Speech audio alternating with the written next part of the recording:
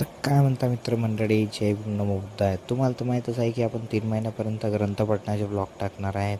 तर आपल्या ग्रंथपठणाच्या ब्लॉगचा दिवस आहे 26वा.